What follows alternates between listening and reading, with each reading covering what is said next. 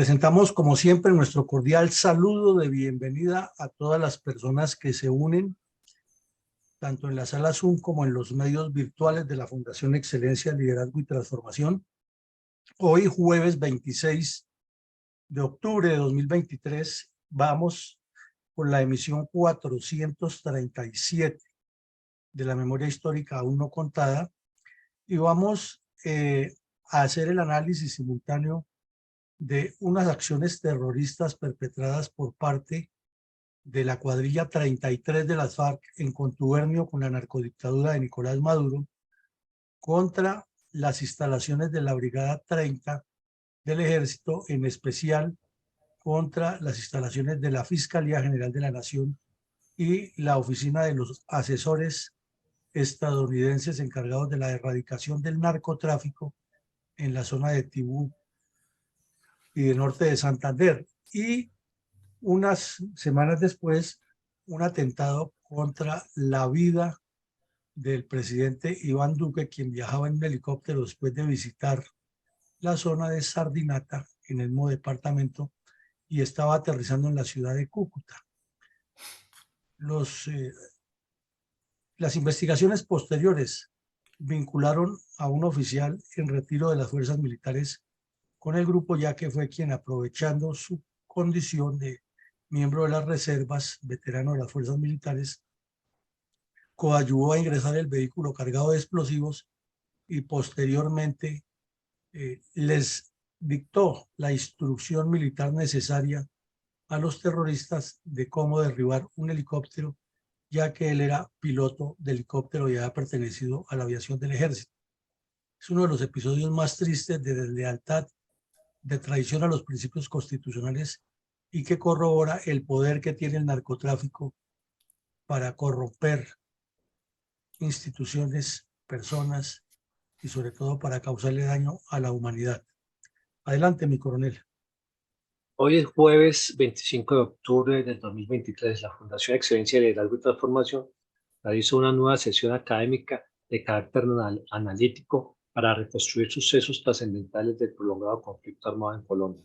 Como todos sabemos, el Departamento del Norte de Santander ha sido aterrorizado mediante acciones criminales de las narcoguerrillas de la FARC y del ELN. En términos generales, ¿cómo podríamos resumir la importancia geoestratégica del municipio de Cúcuta, capital del norte de Santander? Bueno, vemos el mapa o los dos mapas en el tablero y ambos con sus respectivas infografías señalando la ubicación geoestratégica tan importante que tiene el departamento de norte de Santander, ubicado en la parte norte de Colombia, limitando por el oriente con la República de Venezuela, por el norte mismo con el departamento del Cesar, al noroccidente con el departamento de Cesar, luego al occidente con el departamento de Antioquia y luego al suroccidente con el departamento de Boyacá y al sur también con Boyacá, ya que Boyacá hace una muelita especial, como la alcanzamos a ver ahí en la infografía, que llega hasta Venezuela.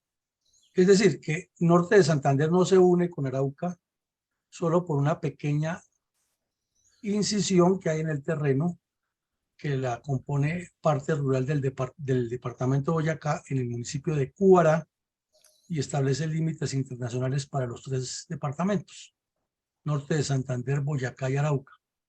De lo contrario, pues sería los límites de norte de Santander y Arauca. Temas de la geografía. Vemos aquí en el mapa de la distribución de municipios, que es un departamento cuyos municipios tienen una forma marcada de norte a sur prácticamente, casi todos en 180 grados sobre el territorio aproximadamente. Algunos tienen inclinaciones de 190 por la configuración de los ríos y quebradas que los separan, pero en términos generales podríamos decir que es un departamento que está con sus municipios en 360 grados, corrijo, 360 grados sobre el mapa, ya que van de norte a sur o de sur a norte, como se mire. Tenemos también que el municipio más grande de todos es Tibú, bastante conflictivo ese municipio, ha tenido una historia larga de violencia por varias razones, como lo hemos explicado, porque está sobre la zona del río Catatumbo, que constituye un sector de agricultura legal e ilegal importante, que constituye una sede o un sector donde se extrae petróleo, hay etnias indígenas, hay colonización y hay tráfico de personas ilegalmente a lo largo de la frontera binacional, en razón a que sus límites son imaginarios sobre el terreno y la riqueza pues está a ambos lados del territorio, ya que la geografía no determina dónde comienza y dónde termina la riqueza cuando el hombre la divide abrupta e irregularmente. Y vemos que en el centro oriente del departamento está la ciudad más importante del nororiente colombiano, que es la ciudad de Cúcuta, cuya área urbana, como notamos aquí resaltada en un color más oscuro, en un rojo vermellón, le notamos, está en el sur oriente de todo lo que es el área que compone la ciudad.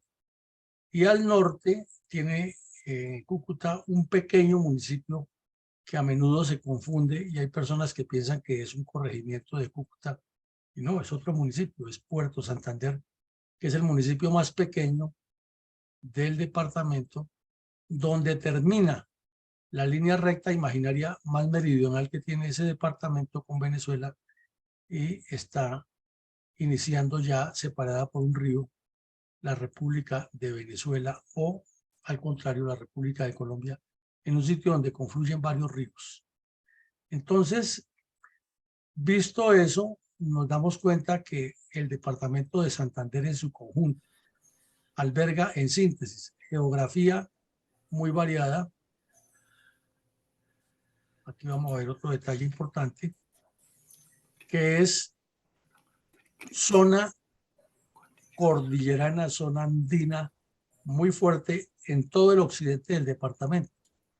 Como lo podemos inferir por el gráfico que tenemos aquí en este mapa, nos damos cuenta que es un municipio con mucha facilidad para los movimientos telúricos y efectivamente tiembla eventualmente allá y algunos de los temblores que afectan al país tienen origen en la zona andina y como vemos aquí por la gradación de colores que tiene la cordillera, hay zonas muy altas, hasta de prácticamente 5.000 metros, 4.500 metros sobre el nivel del mar, en los páramos que están al suroccidente, y que hay zonas bajas a la altura del nivel del mar al oriente, donde inicia el despliegue hacia Venezuela y donde está la zona petrolera, la zona agrícola legal y la zona agrícola ilegal, en especial de marihuana y cocaína.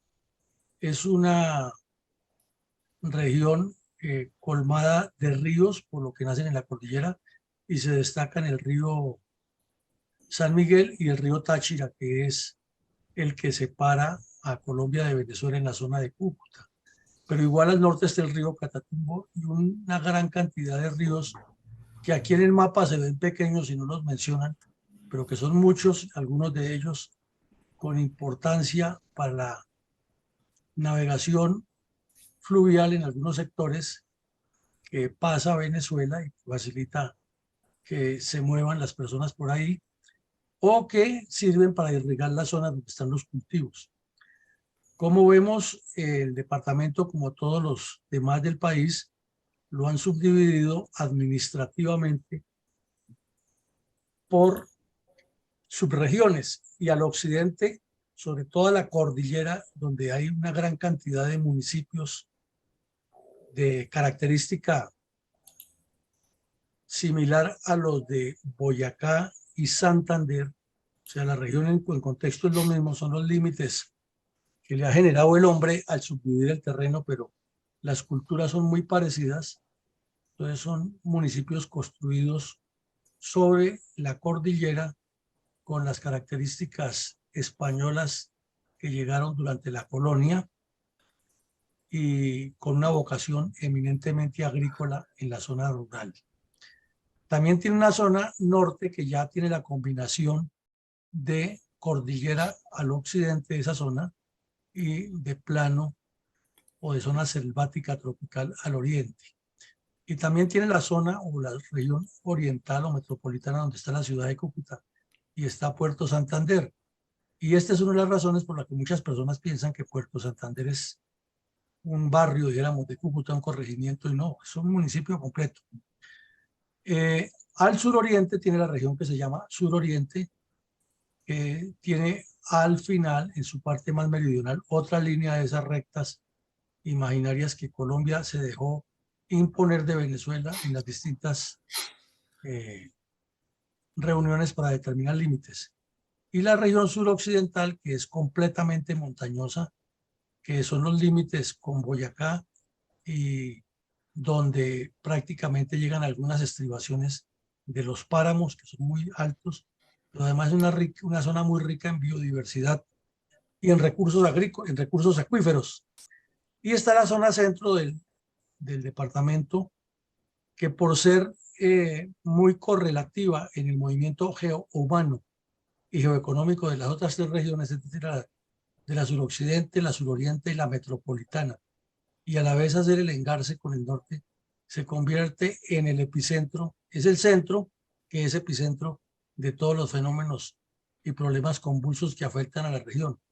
Y máximo que las guerrillas que delinquen en el sector plano o semiplano de Cúcuta fácilmente se repliegan es hacia esta cordillera o cruzan la frontera con Venezuela. Esa es la explicación por qué es una zona tan compleja y, como vemos, un departamento que tiene un montón de cosas por estudiarle y conocerlo, y desafortunadamente los colombianos no lo conocemos. Adelante, mi coronel. Mi coronel, ¿podríamos tener un panorama descriptivo de las condiciones sociales, políticas, económicas y culturales del municipio de Cúcuta, norte de Santander? Mi coronel, hay un viejo adagio de mucha data que dice que las imágenes valen más que 1000 palabras, que una imagen vale más que 1000 palabras. Aquí ponemos 4 imágenes que nos valdrían más que 4000 palabras. Como vemos, la ciudad de Cúcuta se ha extendido sobre un valle de manera geométrica, matemática, y agreguemos la palabra real, irregular, porque no se ha construido sobre un plan de ordenamiento territorial desde el principio, sino que ha ido creciendo de manera desmesurada desde la frontera con Venezuela, donde no puede crecer más, hacia el occidente, llegando a las estribaciones de la cordillera, que, como vemos, además es descarpada en una parte por la naturaleza que ya ha hecho efectos sobre el deterioro que le ha causado el hombre con la deforestación, y en otra que ya está en proceso de deforestación, conduciendo a que también esos barrios de ese sector sufran los problemas que ya conocemos cada vez que la crisis invernal en la cordillera multiplica la venganza de la naturaleza contra el ser humano por causarle esos deterioros.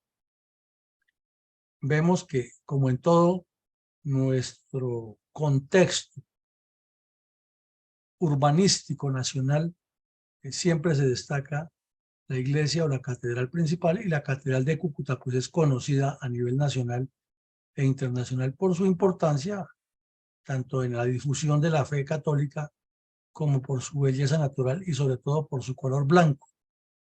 Muchas veces la ciudad de Cúcuta es identificada en sus postales enfocando siempre la catedral, porque está muy cerca del Parque General Francisco de Paula Santander, que la identifica plenamente, además porque el señor Santander nació en la villa del Rosario de Cúcuta, como es el nombre completo.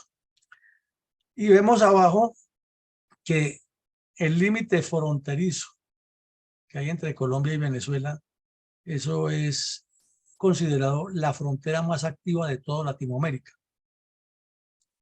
Óigase bien, porque la de Tijuana con México y la del Paso con, o mejor, Tijuana, México con Estados Unidos y El Paso, Texas con México son muy conocidas y muy activas, pero parece que esta la supera comparada una por una con las otras dos en el flujo de personas y la cantidad de mercancías que se mueven y la cantidad de actividades legales e ilegales que se mueven sin que haya mayores controles. Se ha pretendido varias veces en los problemas que se han presentado cerrar la frontera, pero eso es un decir, porque a 500 metros hay en adelante, al lado y lado de esa frontera, hay cualquier cantidad de pasos, perdón, irregulares que facilitan que la actividad viva que allí se desarrolla continúe de manera legal o ilegal. Y es porque Cúcuta es una ciudad muy comercial, para lo bueno y para lo malo. Y sobre todo, para lo bueno, pues como en Venezuela, desde que el narcochavismo y el narcomadurismo comenzaron a desgobernar, han traído un decrecimiento de la industria productiva nacional que además era incipiente. Uno de los errores grandes que tuvieron las dirigencias venezolanas y por las cuales el señor Chávez subió al poder es que la riqueza petrolera no fue explotada diversificando la economía, sino que se quedaron comprando en el exterior y como era un país rico relativamente, entonces quien tuviera ingresos era feliz trayendo de Miami, llevando de Colombia, pero muy pocas personas interesadas en crear industria, generar empleo, y entonces la agricultura venezolana ha sido más bien incipiente y con la crisis del gobierno peor. El empresariado venezolano no tenía la misma fuerza que el empresariado colombiano, y eso es mucho decir, porque aquí es que nuestro empresariado tampoco es que se haya desarrollado a un nivel competitivo latinoamericano mundial, pero era la realidad. Entonces, con esas crisis, las personas que residen en los municipios más cercanos a Venezuela, a Colombia mejor, se han movido constantemente por los precios, por la diversidad de productos, inclusive porque hay economías informales que se pueden mover a ambos lados de la frontera, como el transporte, el servicio doméstico, el trabajo en centros médicos, etcétera. Entonces, eso ha ido generando una dinámica binacional que cuando no hay problemas, pues hay una comprensión grande, pero con los problemas que se han multiplicado, entonces Cúcuta se convirtió en el epicentro de la llegada de una gran cantidad de migrantes, algunos con buenas intenciones, otras con malas intenciones, y aumentó la inseguridad. Se consideró en un momento, en el año 21, en plena pandemia, que Cúcuta era una de las ciudades más inseguras de Latinoamérica, a pesar de la calidez de su lugar, de que es una ciudad con buena arborización, con ambientes agradables, porque además se presta el terreno y se presta la condición geográfica de la ciudad para mantenerla bonita. Pero definitivamente con toda esa problemática la situación se complica. Y esta foto de abajo presenta un día normal en lo que es el movimiento de lado y lado, personas de todos los niveles sociales tratando de mejorar. Unas entran en vehículo, la mayoría entran a pie, y hay un flujo de transporte importante, inclusive durante la época del cierre de la frontera, pues las autoridades de ambos lados tenían que mirar para otro lado, hacerse la vista gorda y dejar que las personas se abastecieran, porque si no se les formaba una crisis humanitaria y de violencia de ambos lados. Entonces es mucho por hablar de lo que ocurre en Cúcuta. Hay, como en todas las ciudades, gente trabajadora, pero otro gran problema que tiene Cúcuta es muy comercial y casi nada industrial, y eso pues también afecta el empleo para los locales, porque no hay fuentes de empleo para los ciudadanos locales, que además reciben a una cantidad de desplazados por la violencia de todos los municipios del norte de Santander.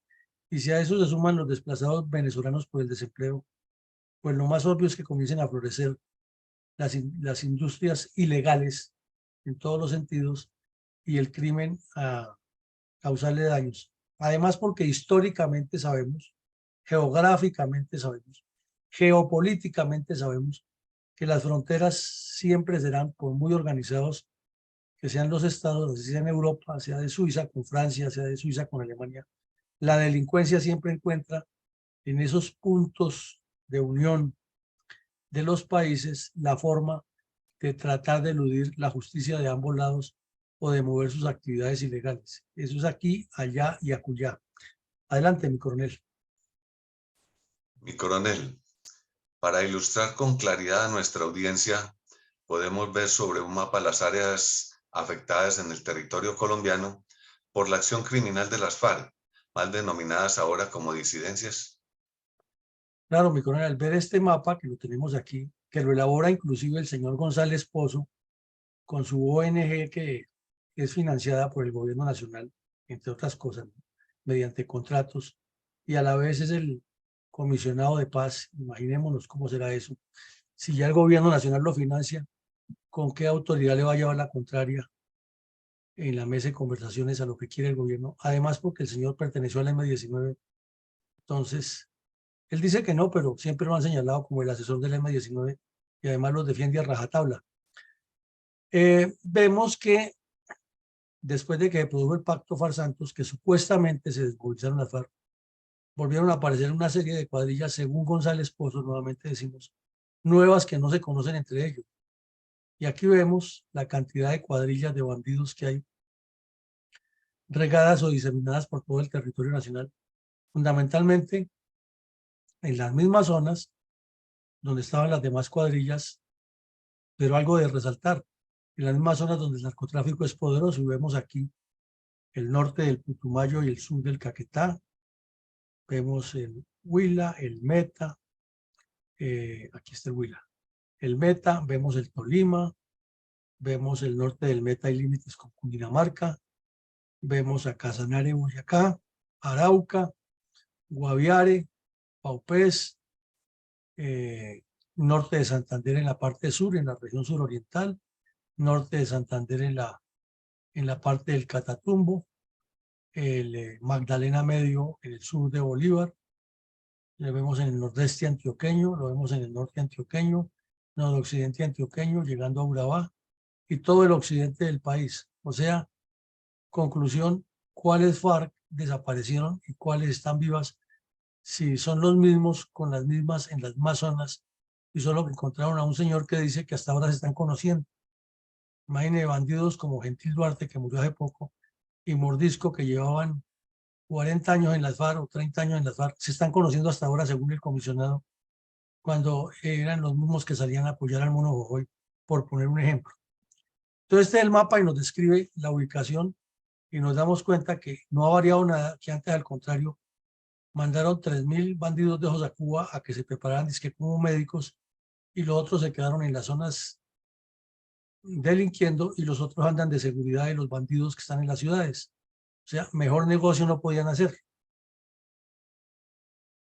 ¿Cómo se distribuyen las supuestas disidencias de la FARC a lo largo y ancho del territorio colombiano?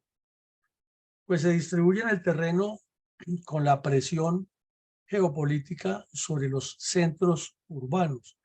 Como vemos, en grosso modo, todas estas del occidente apuntan hacia Cali, las del centro o sur apuntan hacia Florencia y Neiva, las del oriente apuntan hacia Yopal, San José de Guaviare y Mitú, y las del Arauca apuntan específicamente a Arauca y la frontera con Venezuela, la de Tibú apunta hacia Cúcuta y Bucaramanga, las del Magdalena Medio apuntan hacia acercarse a Medellín con las del noroccidente antioqueño.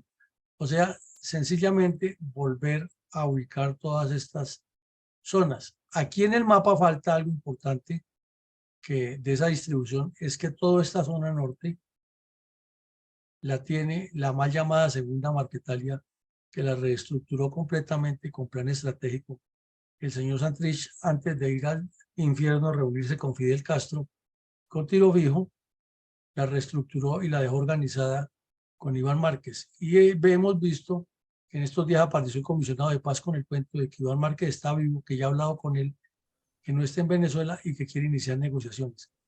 Entonces, estas cuadrillas no han estado tan activas, no es porque no sean delincuentes iguales a los otros.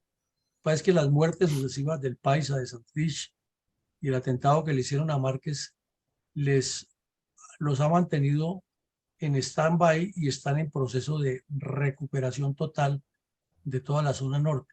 Entonces, es lo que explica que en este mapa no haya Segunda Marquetalia, no haya FARC, porque está la Segunda Marquetalia, que son los mismos y que ya lo hemos explicado muchas veces, la pelea no es por ideología ni porque tengan un concepto distinto, sino es simplemente por el control del narcotráfico.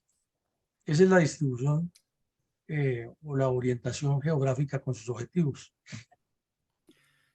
Mi coronel, ¿quiénes son los responsables del ataque terrorista de la cuadrilla 33 del bloque Magdalena Medio de la organización terrorista de las FARC contra la vida del presidente de Colombia, Iván Duque, en cercanías al departamento de Cúcuta Norte de Santander en julio de 2021? ¿Y cuál es el rol en esta actividad criminal del narcotraficante y terrorista Javier Alonso Velosa, alias John Mechas? Bueno, mi coronel, comencemos por lo último. Ahí vemos 10 fotos distintas de este delincuente, unas con el pelo largo, otras con el pelo corto, unas con la boina de los comandos del mono Jojoy, otra con gafas, otra con barba, otra sin barba pero con bigote. Este delincuente es el que quedó de cabecilla de esa zona y como todos sabemos, Timochenko tenía su guarida en la zona de Tibú y se movía entre Colombia y Venezuela y ahí eludía la vigilancia de las tropas y desde ahí ordenó una cantidad de crímenes, masacres, secuestros, narcotráfico, etcétera, hasta cuando decidió salir de la clandestinidad y hacer parte de la farsa que se filmó en el Teatro Colón finalmente. Y este delincuente, el tal John Mechas, le dicen John Mechas porque se dejó crecer el pelo y lo usa de manera desparramada, con un aspecto bastante desagradable, era la mano derecha de Timochenko, era quien le daba la orden de matar gente, de secuestrar y de varios eventos que ya hemos visto aquí, ocurridos en la zona, perpetrados por las FARC, cometidos por este delincuente. Entonces, como la pregunta es quiénes son los responsables, pues desde luego el señor Santos, habiendo permitido ese show de la supuesta desmovilización de las FARC y habiendo legitimado esa farsa con la firma en el Teatro Colón. Desde luego los comisionados, todos sin excepción, los que fueron a Cuba a pasear y a arrodillarse ante las FARC, y los senadores de la República y los congresistas en general, que le aprobaron ese fast track, legitimando todo ese show. Y ya en el terreno es este delincuente, John Mechas, con otros bandidos que inclusive están ahora sentados en la mesa de conversaciones con el señor González, los que planearon esos actos terroristas que en síntesis son 3: el atentado contra la Brigada 30, el atentado contra la vida del presidente Duque y posteriormente otro acto terrorista en el aeropuerto de Cúcuta, colocando unos explosivos en la pista para volar un avión de Avianca que iba a realizar una ruta comercial. Adelante, mi coronel.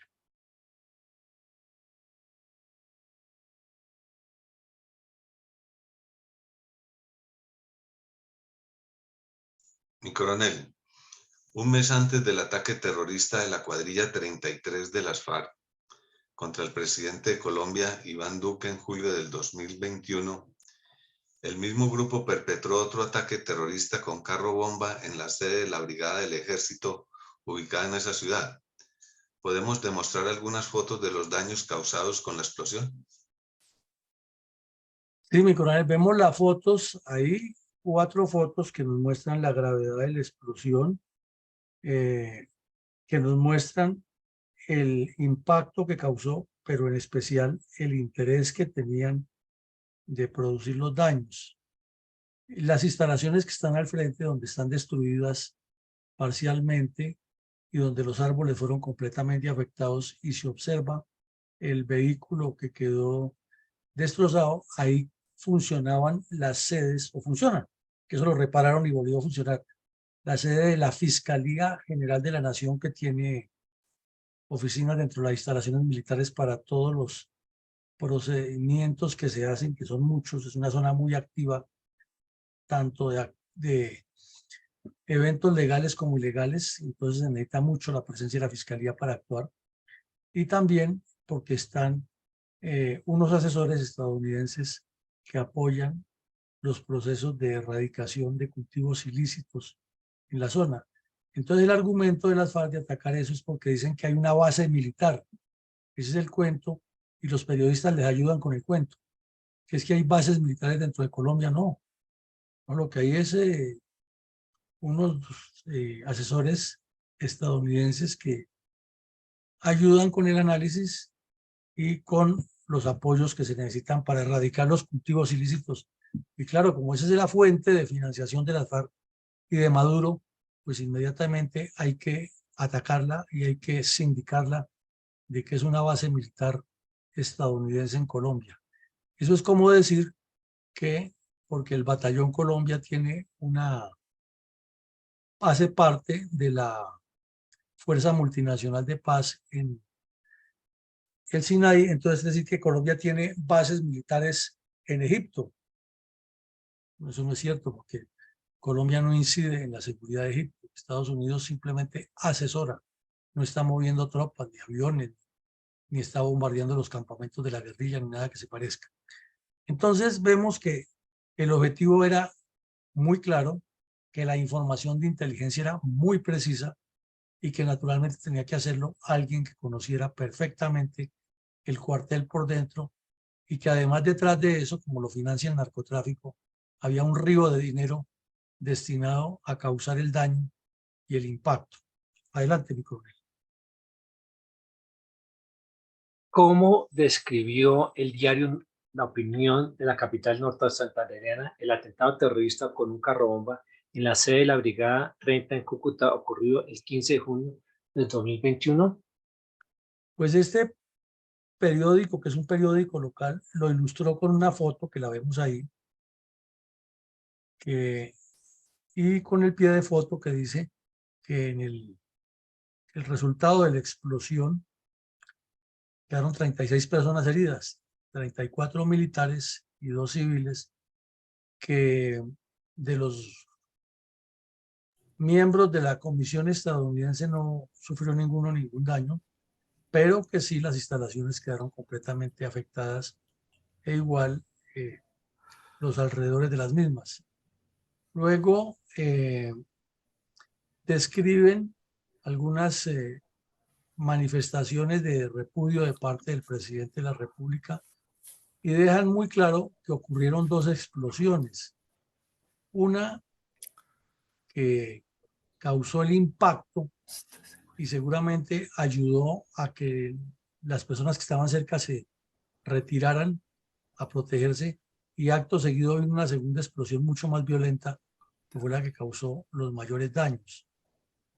Entonces es un mensaje calculado, un mensaje de guerra psicológica paralelo con los daños físicos, y es la demostración, primero, de que quien tiene enemigos no debe descuidarse ni confiarse, y segundo, de que iban en serio o que van en serio en su proyecto criminal como narcotraficantes de las FARC. Y ese mismo texto, tal cual como lo publicó ese diario, ya había sido publicado por la agencia EFE, lo cual significa que es como una copia o como una franquicia que tiene la agencia EFE con ese periódico. Adelante, mi coronel. Mi coronel, ¿hubo fallas de seguridad para que los terroristas de las FARC pudieran activar un carro bomba dentro de las instalaciones de la Brigada 30 del Ejército? Claro, mi coronel, como militares sabemos que siempre que hay un fracaso militar, un fracaso táctico, que hay un golpe positivo para una fuerza y negativo para otro, es porque falló un principio de la guerra, que es la seguridad. Entonces aquí se cuestionan si hubo exceso de confianza, si hubo de pronto complicidad interna o si hubo mucha audacia de los bandidos. Puede que se sumen las tres. Lo cierto es que la seguridad falló la seguridad completamente, porque según se dice, los delincuentes que entraron en el carro con el capitán retirado a la cabeza se identificaron como miembros de la Fiscalía en la Guardia. Y al decir somos miembros de la Fiscalía, los soldados que tienen la obligación de revisar los carros o los vehículos que entren y salgan, se confiaron de que eran de la Fiscalía y que como adentro hay instalaciones de la Fiscalía, entonces podían pasar derecho, lo cual indica que el capitán, que fue el que urdió toda la trama, tenía toda la información, y lo que no ha sido claro es si lo hizo en complicidad con la Guardia o los engañó, de la misma manera que sigue la duda, que la vimos aquí, de lo que pasó en la escuela de cadetes de policía. Desde luego que se nota que también la instrucción que tienen los soldados que están en la Guardia no está permanentemente revitalizada, ni la exigencia se hace más estricta, y terminan como aceptando que esto es normal, que no hay que requisar tanto. Seguramente el error de tener el mismo canino todo el tiempo ahí también hace que el animal se fatigue y no tenga la misma presteza para actuar. Bueno, son muchas cosas que habría que analizar más a fondo y que seguramente la investigación ya la determinaron, pero que no tiene por qué ser pública. Pero en la investigación que hace el CTI con todos los elementos probatorios se llega a todas esas conclusiones. Adelante, mi coronel.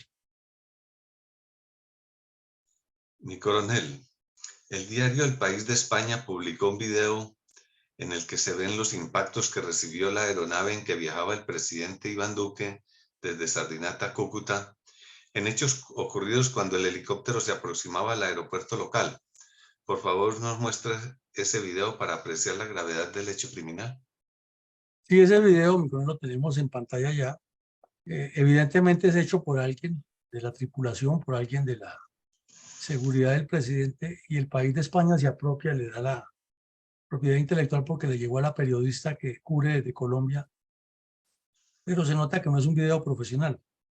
Eso no significa que lo que muestra no es real y preocupante. Entonces no tiene explicación, es un video muy corto de 1 minuto, pero las imágenes que tiene demuestran la gravedad del hecho.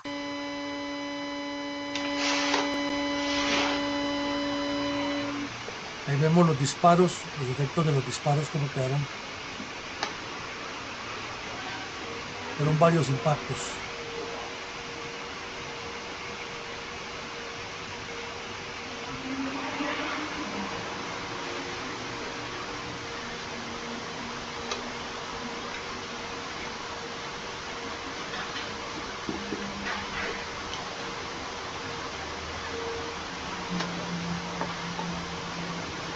Hasta en las hélices, miren.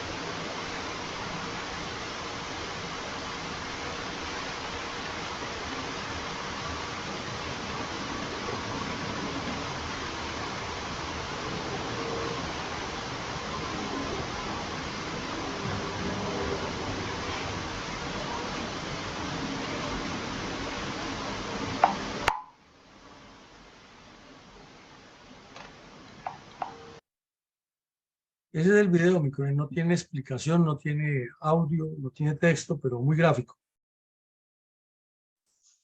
Gracias, mi coronel. ¿Cómo describió estos hechos el diario El País de España?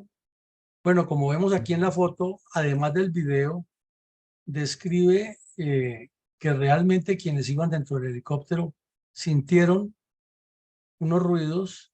Los pilotos ya experimentados y sabían qué estaba pasando, no armaron el pánico, buscaron aterrizar rápido. Afortunadamente estaban cerca del aeropuerto de Cúcuta, y una vez que estaban en tierra le informaron a los viajeros lo que había ocurrido. La tripulación les mostró, y pues obviamente ya se pidió inmediatamente la protección de la aeronave como debe ser mientras esté en la pista y mientras la reparaban, y se dispuso pues el traslado del presidente en otra aeronave. Se prestó la seguridad, se hizo la rueda de prensa, se le comunicó al país, pero pues eso ya son hechos posteriores. Lo importante es que los pilotos manejaron la situación con experiencia, con tranquilidad, y no formaron el pánico, sino hubiera sido preocupante porque personas completamente inermes pueden entrar en shock, pueden entrar en crisis, pueden aumentar la desazón y la tripulación tiene que mantener la calma buscando salir de la situación de emergencia. Aquí vemos en la foto el disparo o los disparos, que son varios, cómo afectaron la aeronave, lo cual indica que los bandidos sí estaban muy bien ubicados sobre el terreno, que tenían la instrucción precisa para pegarle el semillazo, como hacían los terroristas salvadoreños cuando le disparaban a los helicópteros, y que afectó la aeronave en varias partes, inclusive como vimos, le dio en una de las hélices, y tal vez mi coronel González nos puede explicar mejor qué le pasaría a un helicóptero si se le fractura una hélice en pleno vuelo. Entonces, adelante mi coronel González con esa explicación técnica de lo que le puede pasar a un helicóptero con un impacto en pleno vuelo.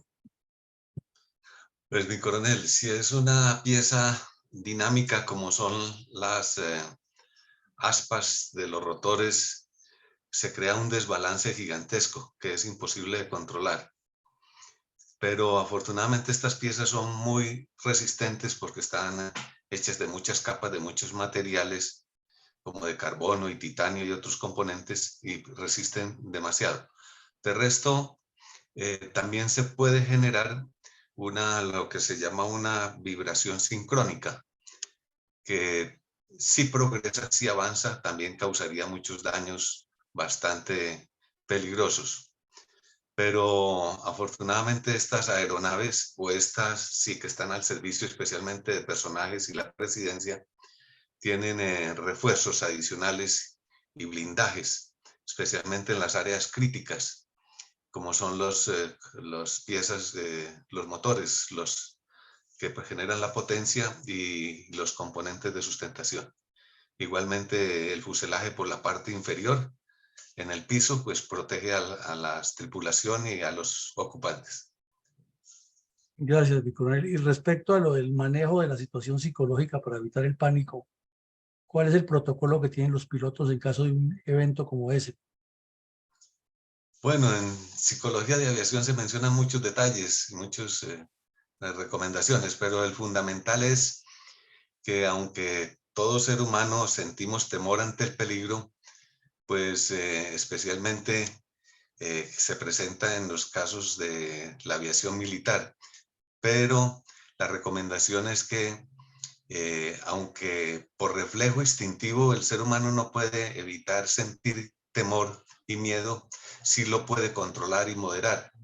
Entonces hay determinadas técnicas y recomendaciones para autocontrolarse, tener autodominio de la situación, alerta situacional también, es decir, evidencia de lo que está haciendo, no negar la realidad, pero mantenerse calmado y no inducir miedo al resto del personal, porque el miedo se propaga como el fuego en pólvora. Entonces, hasta que no se llegue a una situación ya segura, no se deben evitar las expresiones de terror y de pánico. Bueno, muchísimas gracias, mi coronel. Creo que a todos nos queda claro y aprendemos cosas que no sabíamos o que suponíamos que podría ser así. Sigamos con el episodio, mi coronel.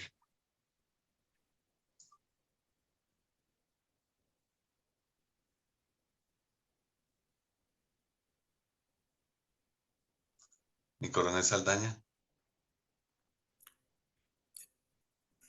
¿Qué reportó al respecto la revista Semana, mi coronel?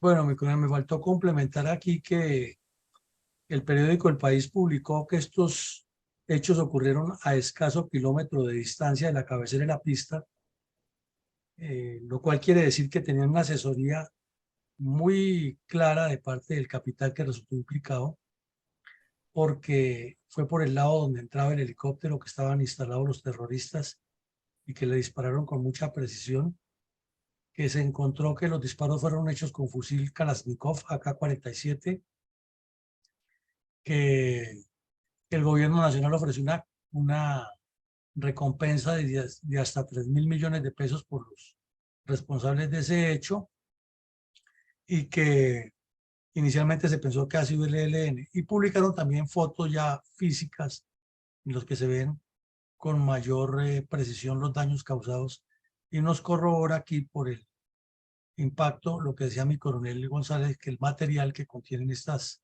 partes de los helicópteros afortunadamente ayudan a que el disparo no penetre, sino que salga, porque se enreda en esa especie de lona que tiene ahí.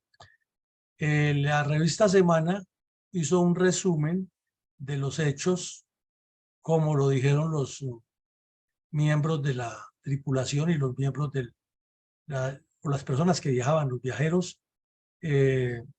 Describió que en la zona hay varias cuadrillas del ELN. Inicialmente, pues no se le dio la importancia o el señalamiento a las FARC, sino se pensó que ha sido el ELN.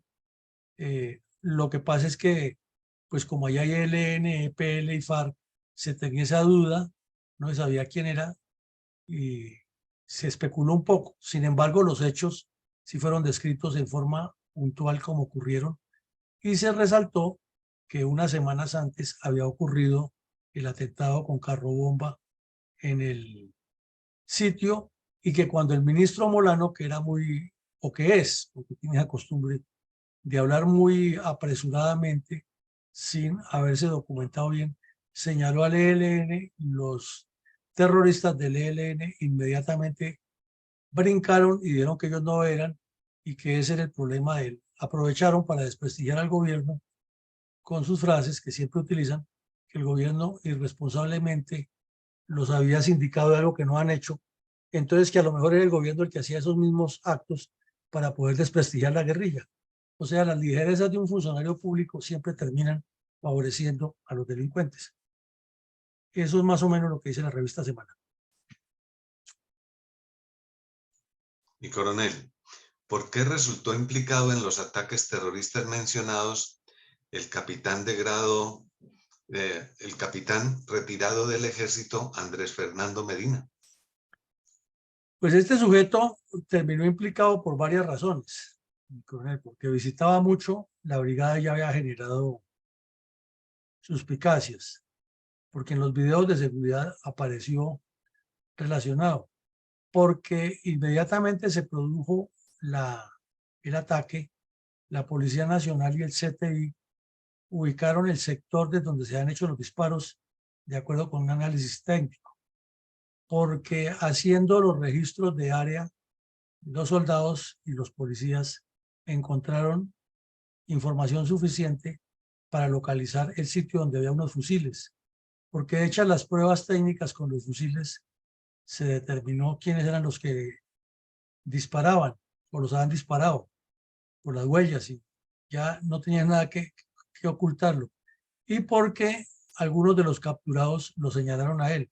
Entonces, cuando el capitán fue capturado, no negó, al contrario, reconoció todos los hechos, y fue muy fácil ya determinar que no han sido las FARC, perdón, el ELN, sino las FARC.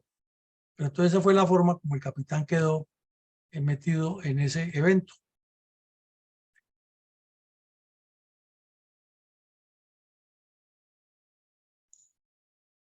Coronel Ortiz.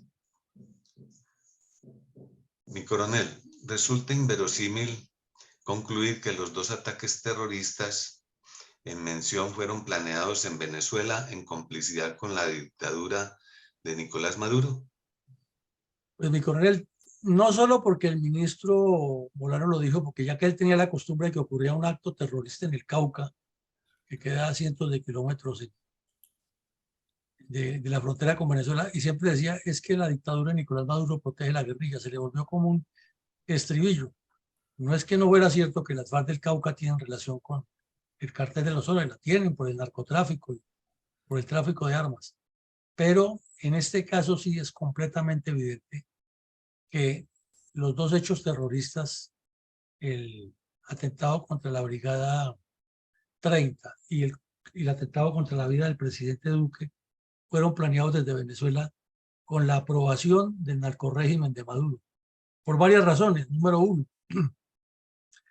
Desde que Duque subió a la presidencia, movió cielo y tierra para que se desconociera el régimen de Maduro y fue el creador o el motivador del Grupo de Lima, que lo integraba el presidente de Perú, el de Colombia y otros, que nunca reconocieron a Maduro como presidente. Por eso Colombia no tenía relaciones diplomáticas con Venezuela, porque el gobierno colombiano no reconocía en ese momento a Maduro como presidente. Solo que llegó Petro y esa fue su primera medida de gobierno: restablecer relaciones con Venezuela y reconocer a Maduro como legítimo y viajar a Estados Unidos a proponer en la OEA que se reforme la carta, que se saque a Cuba de la lista de terroristas y que Estados Unidos le devuelva a Venezuela todos los dineros que le tiene congelados para que Maduro tenga recursos para seguir exportando el terrorismo contra Colombia y se siga armando para el día que quiera nos ataca. Eso es lo que está haciendo el señor Petro. Entonces, es evidente que ese crimen fue planeado porque querían matar al presidente Duque.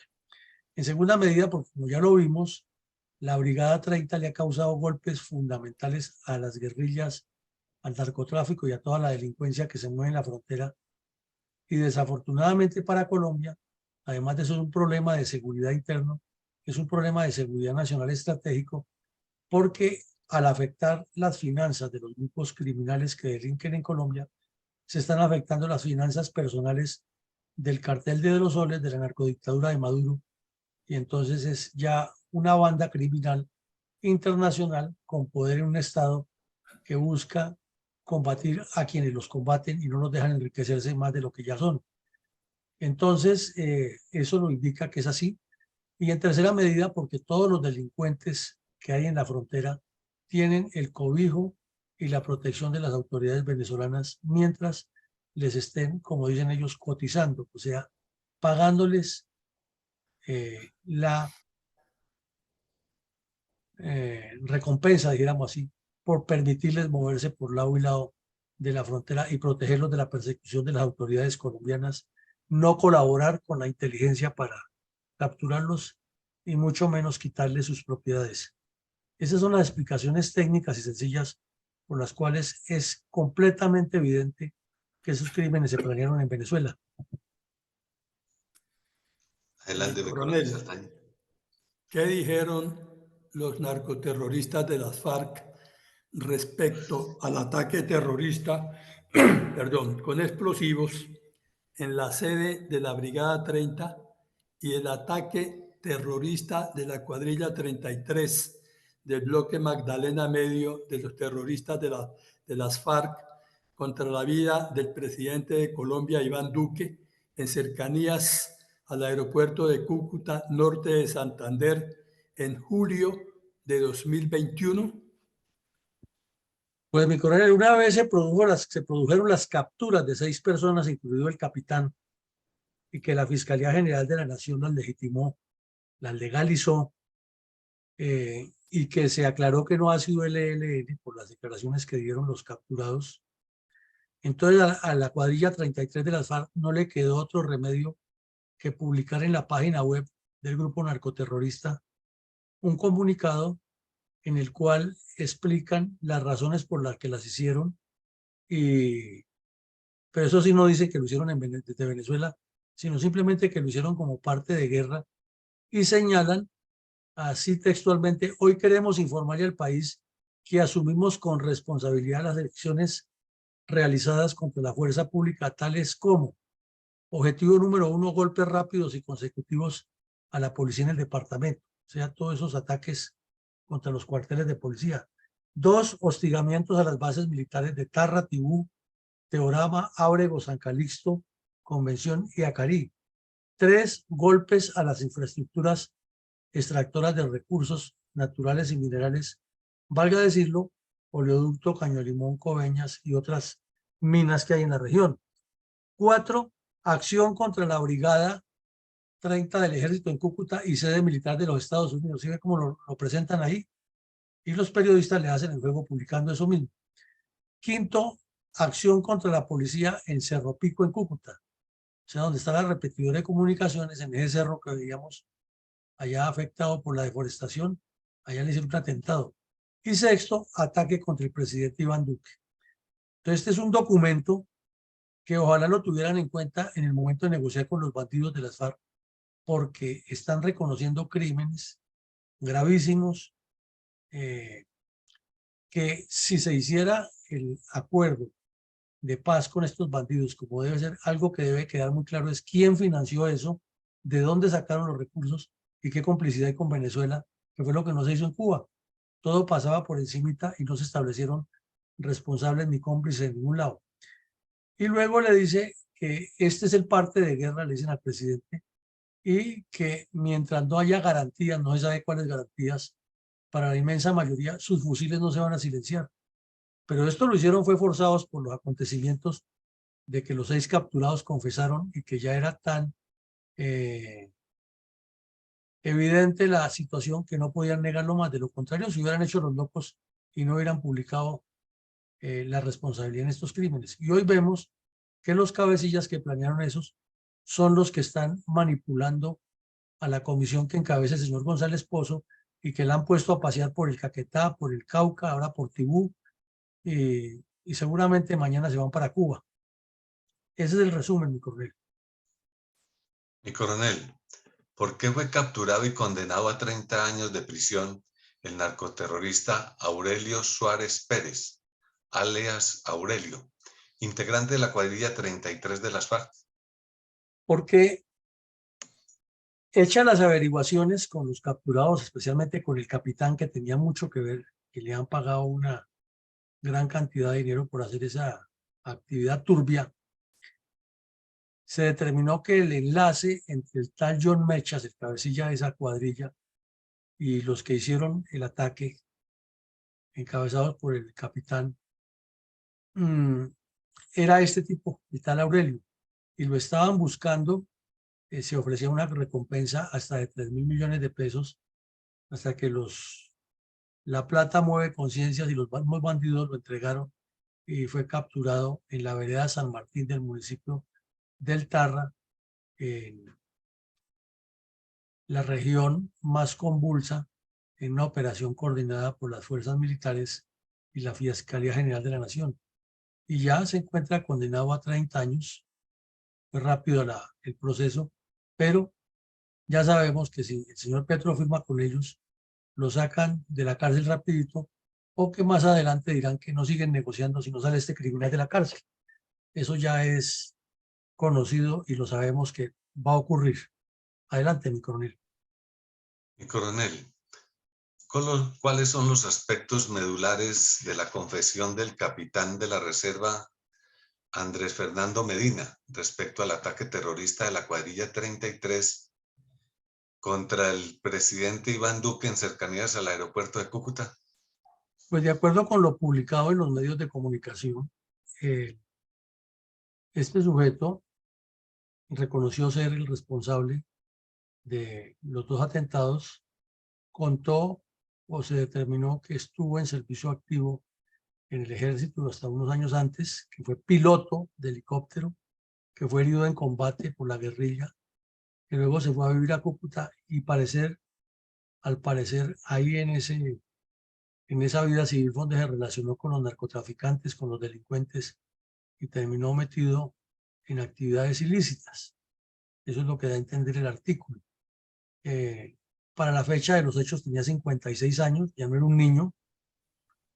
Explica el mismo, contó ante la fiscalía que tuvo mucho temor por detonar el vehículo porque sabía como militar el daño que causaría y seguramente la conciencia le remordía que iba a asesinar a sus propios compañeros con los que había estado en otras actividades. Contó que le han encargado conseguir la camioneta con unas especificaciones concretas, con marca y color para que se pareciera a las que tenía la fiscalía, que no la pudo conseguir en el sector y entonces que estuvo en Bogotá, donde compró un vehículo que le costó 120 millones de pesos. Como se ve, las FARC le invirtieron el dinero que fuera para cometer estos actos, ya que lo que les interesaba era causar el daño.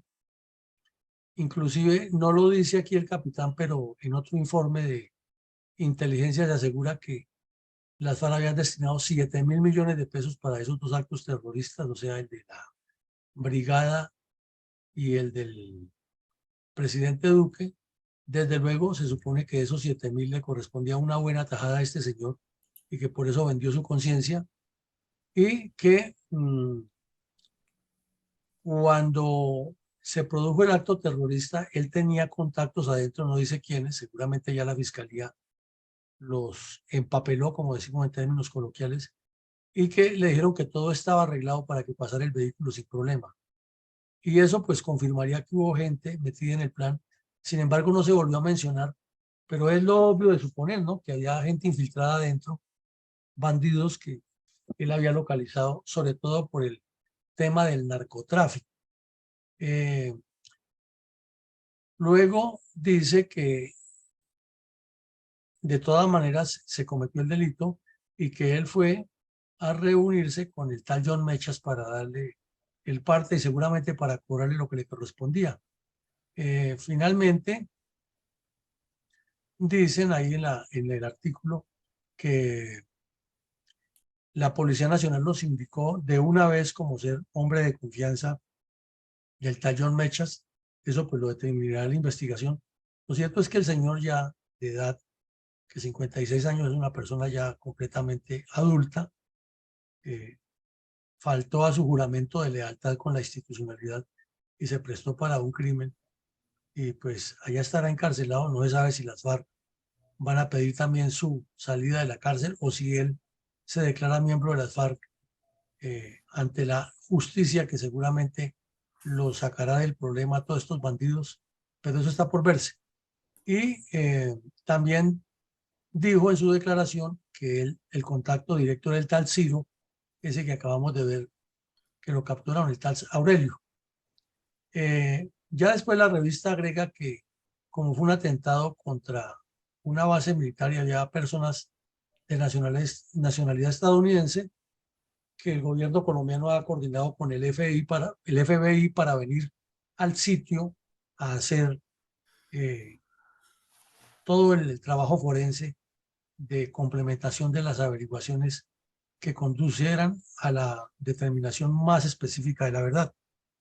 Por esas razones el capitán terminó metido hasta los tuétanos en el problema y con problemas graves en el campo jurídico.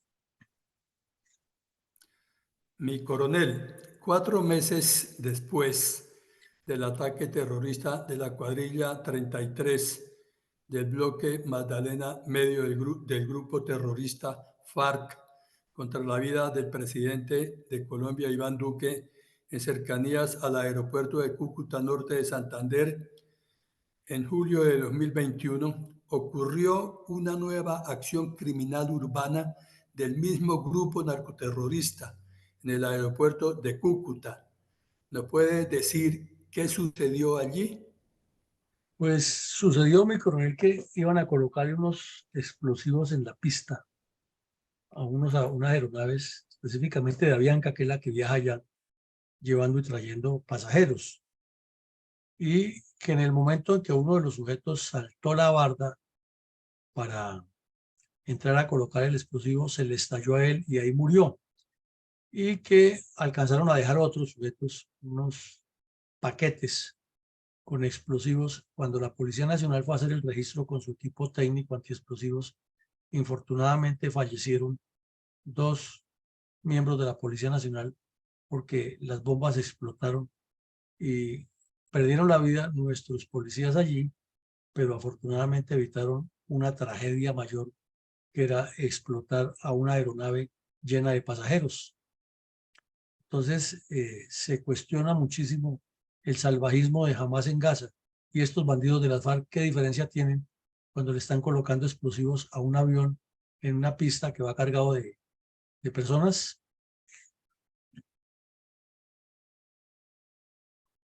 Adelante, mi coronel.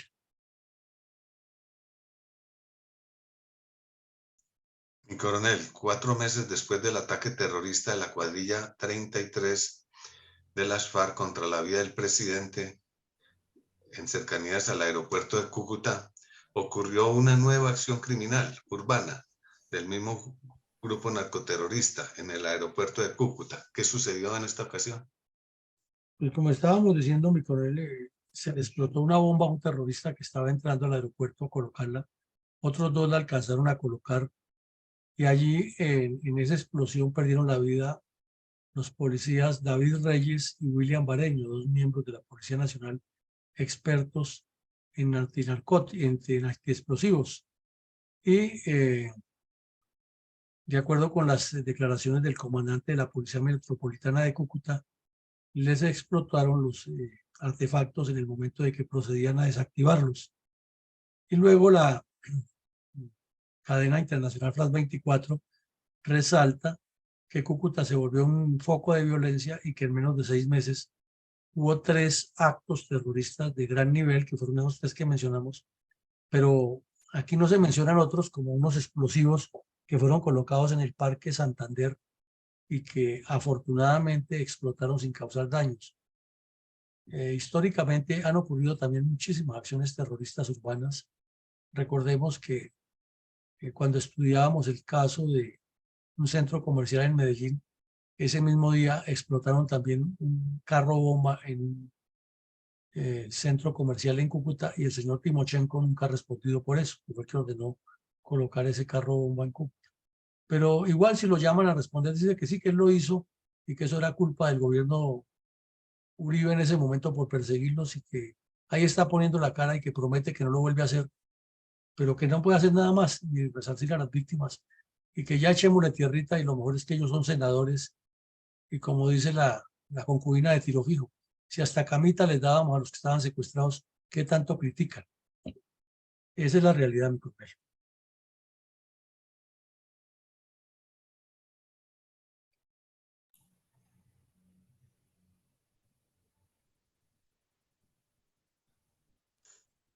¿Qué reportó al respecto France 24? Eso, mi coronel, lo que estamos diciendo, que France 24 dijo que había ocurrido, que el coronel Madariaga explicó que la explosión había sido en el momento en que estaban desactivando los explosivos.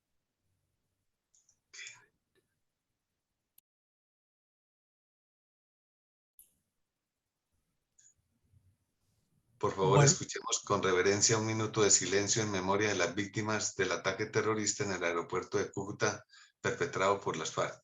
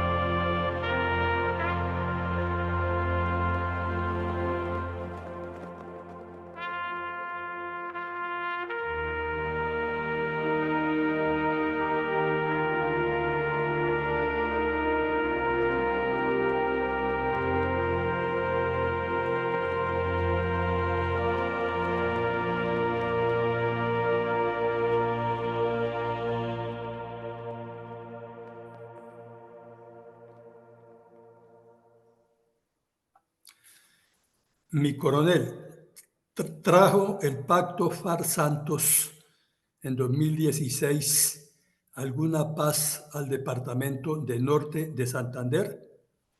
Mi coronel, al contrario, en lugar de traerle, lo que hizo fue multiplicar la violencia, porque ahí estamos viendo 3 casos emblemáticos ocurridos en menos de 6 meses.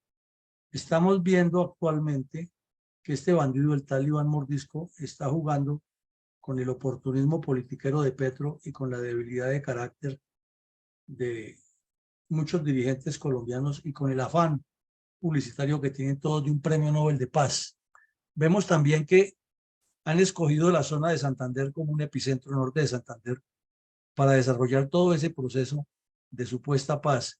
Y vemos que los que perpetraron estos actos criminales tan graves, igual a los que ha cometido el ELN, que son muchísimos, están al contrario sentados en las mesas de conversaciones y algo peor, que la narcodictadura de Venezuela, afín al pensamiento proterrorista del señor Petro, es fortalecida y de ser considerada un régimen paria y de estar al borde de la completa execración mundial, ahora es un régimen reconocido e inclusive va a tener la posibilidad de que Estados Unidos le alivie las presiones económicas para que se reverdezca Maduro y se siga entronizado en el poder con una nueva elección fraudulenta.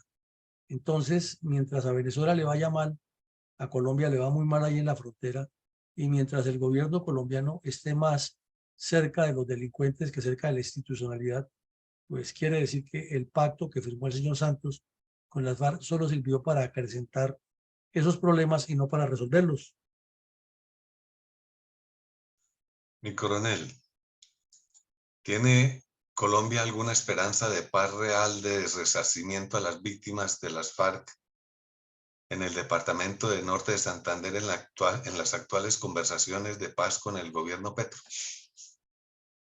Pues complementando lo anterior, de la respuesta anterior, con la realidad geográfica y la actuación de estos bandidos en todas las zonas del país, y como vienen manipulando a el régimen del señor Petro, afanado por un premio Nobel a como le dé lugar, para de ahí fortalecerse como el próximo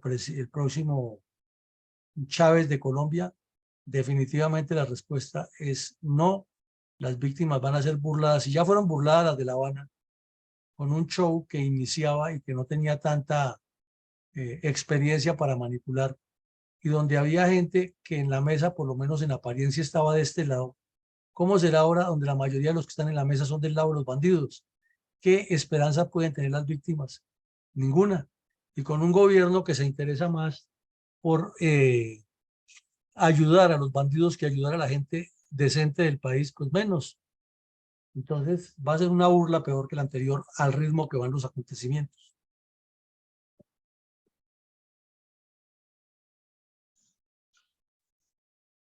¿Es procedente enunciar algunas reflexiones de orden táctico operacional relacionadas con los 3 ataques terroristas perpetrados por las FARC en el área urbana de Cúcuta durante el segundo semestre del año 2022? Claro, mi coronel, viendo en contexto esos 3 ataques, más los que han ocurrido antes y los que han ocurrido después, porque eso no paró ahí, quiere decir que Colombia tiene un olvido total del terrorismo en Norte de Santander, igual que ha ocurrido en otras regiones, y que el ELN, el EPL, las FARC, los narcotraficantes, los mal llamados paramilitares, y cuanto bandido decida cometer delitos en Colombia, puede hacerlo porque hay una patente de corso que comienza por el olvido social, y al olvido social siempre se le suma el olvido judicial, y al olvido judicial se le suma la impunidad permanente y la posibilidad de seguir repitiendo, porque no hay ni sanción social ni mucho menos penal. Es importante para Colombia, como lo vimos al comienzo del conversatorio, la trascendencia que tiene el departamento de Norte de Santander con proyección hacia el Magdalena Medio, que es lo que nos ha explicado siempre la geografía, la razón por la cual el cura Pérez y Gavino montaron sus 2 campamentos madre del ELN en el Catatumbo y en el sur de Bolívar, sobre el Magdalena Medio, que luego lo hicieron extensivo hacia Venezuela y por la cual Timochenko e Iván Márquez estuvieron durante la última parte de la farsa Santos escondidos en Venezuela, ya que es un corredor que en un ángulo de 225 grados desde Venezuela hacia Colombia apunta directamente a la capital de la República y a la extensión del plan estratégico de las FARC, que además por su riqueza mineral, por la extracción de crudo, por la producción agrícola, por la forma de las cordilleras, constituye un eje fundamental en la geoestrategia de cualquier proyecto irregular de violencia comunista armada contra Colombia. Al mirar las características del bloque Magdalena Medio, vemos que sigue como un eje paralelo en lo que significa el departamento de Boyacá para el país. Y lo hemos explicado varias veces, el departamento de Boyacá inicia en Venezuela y termina prácticamente en la capital de la República. Articula también la historia de Colombia, de la independencia iniciada en Venezuela y terminada en Bogotá, en Santa Fe de Bogotá. Y aquí el bloque Magdalena Medio ocupa un territorio que sigue ese eje del terreno y que tiene la misma intención de contar con el apoyo de la narcodictadura de Venezuela, desarrollar el narcotráfico y el terrorismo en la frontera y avanzar hacia adentro, siguiendo ese eje Magdalena Medio nordeste antioqueño, centro del país, y el Río Grande de la Magdalena como eje principal de avance hacia el norte y hacia el sur desde el Magdalena Medio. Tenemos también que el plan estratégico de las FARC tiene un rol fundamental en el desarrollo del grupo terrorista. En esto hemos insistido muchísimo. No hay acción que ellos cometan que no corresponda a algo planeado y fundamentado.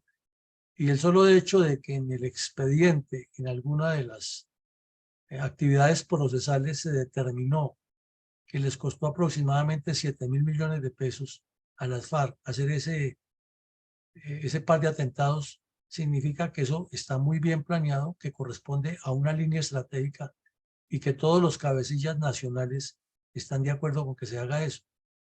Y desde luego sus cómplices que están enclaustrados en algunas instituciones. Pero allí lo que vemos también es que la narcodictadura de Venezuela está metida hasta los tuétanos en el problema y que el señor Petro muy ladinamente dice que el Duque lo que tenía era un odio contra Venezuela, que era el país que nos estaba ayudando a la paz, y elude intencionalmente la realidad que desde allá se estaban planeando estos actos criminales contra Colombia. Y se siguen planeando. Hay una posición desafiante de las FARC cada vez que van a negociar, aduciendo que ellos tienen la razón y que el que esté equivocado es el Estado. Pero lo peor es que vemos ese comunicado en el que reconocen haber cometido esos actos terroristas y no hablan distinto a nada, sino que seguiremos en la misma hasta que nos entreguen el país. Esa es la forma de negociar de ellos. Hay una ignorante soberbia de la dirigencia política ante las FARC, porque ante un evento como ese, ante la eventualidad que ya se dilucidaba en el ambiente político, que podría ganar la izquierda en cabeza del señor Petro, la dirigencia política de la mal llamada derecha siguió empecinada cada uno en su lado, todos se creían candidatos presidenciales y el que quedaba por fuera de la contienda, en lugar de hacer sinergia con los que quedaban, se dedicó fue a hacerle oposición también, y al punto que llegamos a las elecciones, segunda vuelta, a elegir entre un loco, una persona con serios problemas psiquiátricos, y uno con antecedentes terroristas. Todo responsabilidad de la mal llamada derecha, que no quiso unirse porque tiene una soberbia increíble de autosuficiencia y de indiferencia frente a la realidad de lo que es el terrorismo comunista.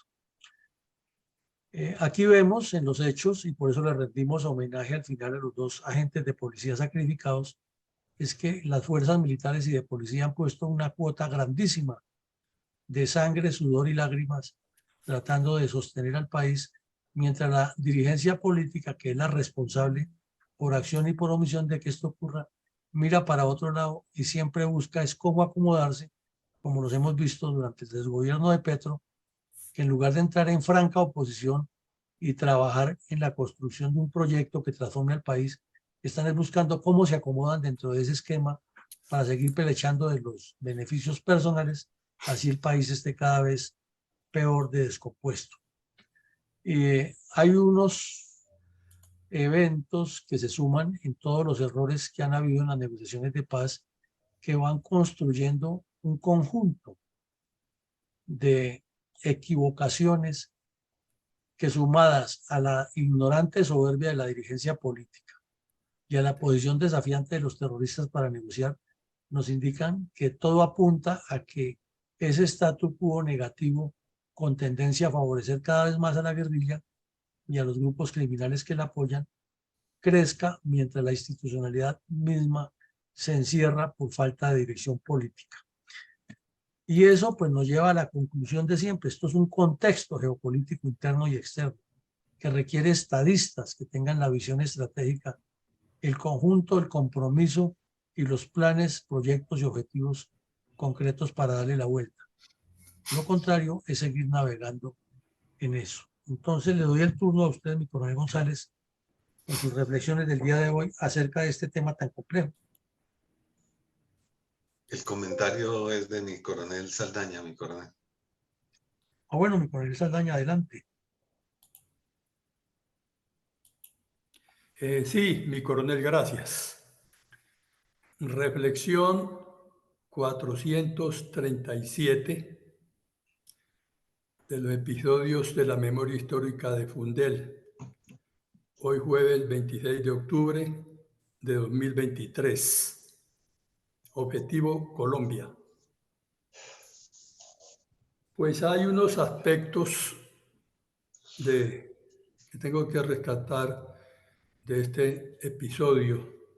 Y ya que se habla del departamento de Norte de Santander, tenemos que decir que en el departamento de Santander, de Norte de Santander, estuvieron los ingenieros militares construyendo la carretera Sardinata, El Carmen, Las Mercedes, es decir, transformando el progreso, la geografía para el progreso de Colombia, mientras los terroristas de la FARC y del ELN la destruyen. No hay duda que estos grupos son terroristas y han cometido delitos de lesa humanidad que son imprescriptibles, pero que en Colombia no, desafortunadamente. Por otro lado, siguiendo con la estrategia del Partido Comunista, de la doctrina comunista, vamos a mirar grosso modo cómo obran esta doctrina y cómo se expande. La política de promoción de la industria pesada con base al armamentismo ha traído el desarrollo de una élite industrial de técnicos. Sabemos, paradójicamente, que parece que la guerra es necesaria para el progreso científico. Hay ingenieros y científicos a los que se ha debido dar un estímulo en el nivel de vida y una participación de poder en la gestión empresarial y económica. Pero el partido procura tener el control superior y evitar que el poder se les salga de las manos. Lo mismo ocurre con las instancias militares. Veamos si lo que se dice aquí algo se parece en lo que ha sucedido en Colombia. Hablando de los militares y la relación política del poder político con el poder militar. Recordemos los celos del presidente Guillermo León Valencia con el señor general Ruiz Noboa, militar visionario que diseñó el Plan Lazo que traería progreso al país, pues simplemente lo dio de baja. Otro acontecimiento de los celos y de la falta de lealtad del poder político con el poder militar es la del señor general Valencia Tobar, comandante del ejército, que en 1974-75 fue destituido por presuntamente dirigir un complot golpista contra el entonces presidente Alfonso López Miquelsen, porque expresó una frase como esta: injerencia civil en el ejército, suficiente para retirarlo del servicio activo. Y en 1982, el gobierno de Belisario Betancur, que había designado como ministro de Defensa a mi general Landazábal, desde ese cargo le atribuyó la responsabilidad por la violencia del Partido Comunista Colombiano, al que acusó ser el principal patrocinador de la guerrilla. El señor general Landazábal tuvo que retirarse, se retiró del gobierno cuando el presidente sostuvo una reunión con miembros del movimiento M-19 sin consultarlo ni consultarle a las fuerzas militares de Colombia. Como hemos visto, esta falta de respeto y de deslealtad ha progresado tanto al punto de que hoy se retiran los señores generales según el genio como amanezca el presidente. Ahora sí, miremos cómo se desarrolla el expansionismo del comunismo. El equilibrio de poder con el peligro de guerra internacional obligó a la Unión de Repúblicas Socialistas Soviéticas a no mezclarse directamente en aventuras revolucionarias que pudieran traer una reacción nuclear. La expansión tiene el canal diplomático prudente y las relaciones clandestinas con los partidos comunistas para alentar a la subversión. Vemos estas relaciones muy claras de Rusia y de China con estos países suramericanos. Los canales diplomáticos fomentan relaciones culturales, comerciales y tratados con los estados no comunistas y procuran dar una imagen de seriedad, progreso y facilidad. El intercambio de estudiantes que sean luego líderes en sus países. Miramos cómo muchos de estos terroristas fueron a la Universidad de Patricio Lumumba a ilustrarse para después traer el terrorismo a nuestro país. La vía clandestina suministra dinero y por medio de estados asociados, armas y ayudas para los frentes de liberación y el terrorismo. Pienso que no hay que deducir más que estos terroristas fuera del narcotráfico también reciben ayudas de los países comunistas. Muchas gracias, mi reflexión y feliz día. Bueno, muchas gracias, mi coronel. Entonces vemos en síntesis que aquí hay una correlación directa entre la ideología y la financiación que prestan los regímenes que tienen línea ideológica similar al grupo terrorista colombiano, porque eso corresponde a una cultura, a una línea de pensamiento del comunismo internacional. Pero por otro lado, usted ratifica muy bien el tema de la insensatez y la falta de claridad de la dirigencia política frente al problema, trasladándoselo siempre a las fuerzas militares y luego utilizando esos argumentos a su favor con fines politiqueros corruptos. Una realidad reiterativa que nos ha afectado. Pues bien, llegamos al final del ejercicio. Esta noche continuaremos con los análisis que hace la Fundación Excelencia, Liderazgo y Transformación de temas sensibles en la política nacional e internacional. Mañana nuevamente los invitamos a escuchar otro episodio de la memoria histórica aún no contada del conflicto armado en Colombia. Por ahora, un feliz día para todos y que Dios nos siga acompañando. Amén. Es Gracias, feliz día Nicolás. para Feliz día todos. para todos.